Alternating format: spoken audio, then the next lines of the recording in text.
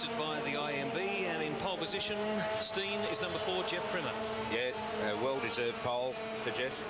Next to him, kart 10, Daryl Cowan. Ever charging, always looking to get up there. It's going to be a tough tussle between these two. Second row of the grid, number 1, Daryl Smith. Very surprised he's back there. And on the second line of the grid, kart number 3 is Patrick Parry. He's the dark horse in the Grand Prix. Now the engines rev, set, looking for a start. They've got it, and we've lost Patrick Parry.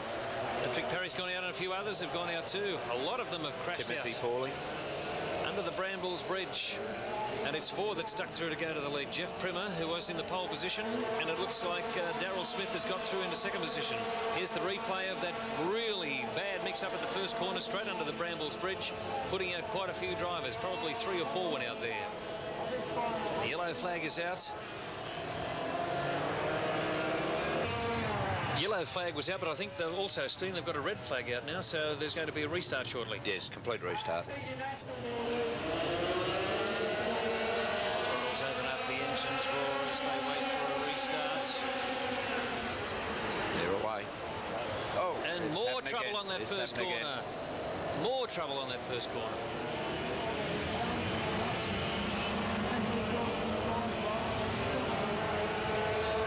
Jeff Primer out in front. Troy Jenkins in second spot. Here is the trouble. Looks like a couple of them lock wheels. Sent a few spins out. Stephen Bolden's gone out. 6 has gone out. Johnny Baxter, he's the Queenslander. Timothy Pauling restarted. He's up there in 5. So we've got Jeff Primer. Then you're looking at... Damien French from New Zealand in kart 7. Troy Jenkins in 7. Yeah, Troy's the young fellow I was talking about before, first year in seniors, and was selected for the pro class. Had an injection of money, and he's certainly proving good value. And Tim Pauling, who drove a particularly fine race in this event last year, he's in 3rd position at the moment. Another fraying on that first corner. Just after the start of the race, again put quite a few of the drivers out, as happened in the original start of the 1989 Wollongong Grand Prix. Action aplenty under the Brambles Bridge. That's where all the action was happening. This is the action as it's coming to you with kart number 4 in front. That's Jeff Primer leading kart number 7. Troy Jenkins. 7 with Troy Jenkins and Tim Pauling in 3rd position.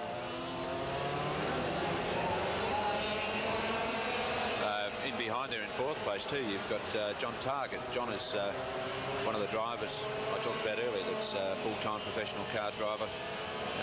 Goes to Europe with Tony Kart on a regular basis, and he's certainly having a good drive out there in 4th place. But Wayne Russell is in 13, that's up there in 5th position. Oh, gee, that really disorganised the field. That incident just under Brambles Bridge again. But they've all got their problems because with guys like Primer, Troy Jenkins and Timmy Pauling in the first 3 places, anybody behind them has got their hands full trying to get around them. They are absolutely dead equal drivers.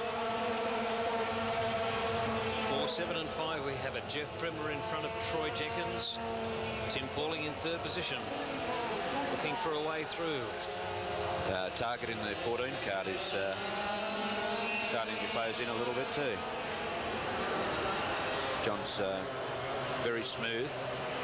15 laps to go in the 1989 Wollongong Grand Prix. The leader, kart 4, is Jeff Primer. Ahead of kart 7, Troy Jenkins.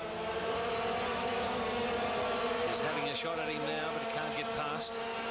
And back in kart 5 is Tim Pauling in 3rd position. And the 2 that we thought may well and truly fight this out, Daryl Smith and Stephen Bolden. Looks like their chances went on the first corner. Yeah, exactly. In that big pile-up. Will we see a new champion in 1989?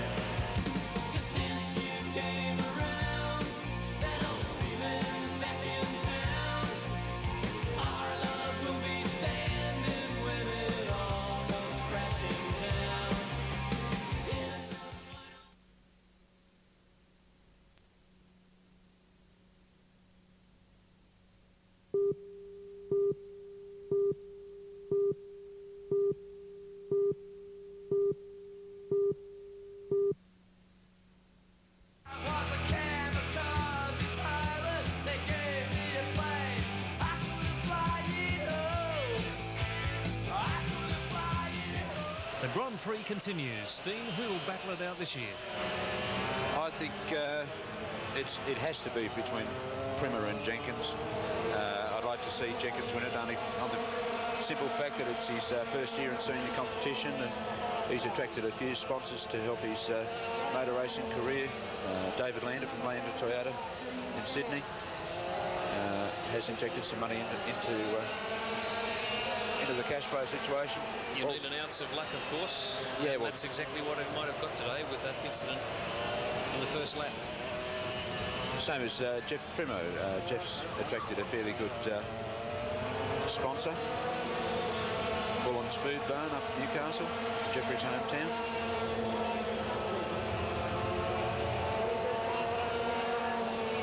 John Target, of course, running fourth there in kart number 14, sponsored by Tony Karts Australia. Unfortunately, John was in Spain assisting David Perry at the Junior World Championships when the first round of qualifying was held. And he did start from well back in the field, and that really is not a true indication of the talent that this driver, John Target, does have. But of course, with the incident that did happen, he's rapidly moved up the field and now finds himself in fourth position. But still with the going ahead of him to get past the top three. Well, John is the national champion. That's why John has the green number plate on the front of his car, where the other cars have yellow, and that does signify the national champion. He's the current Australian champion. Yes, he is. So he can't be ruled out of this, sitting in fourth position. There's still a long way to go. This is a 20-lapper, the 1989 Wollongong Grand Prix. 3 current Australian champions, numerous past Australian and New South Wales champion. And starting from position number 5 was Tim Pauling, who's up there at the moment running third. He's only 16 years of age. So we get the signal with 10 laps to go. Young driver running third at the moment, 16 years of age, the youngest driver in the race, and today competing for $4,000 prize money with $1,500 prize money for the winner.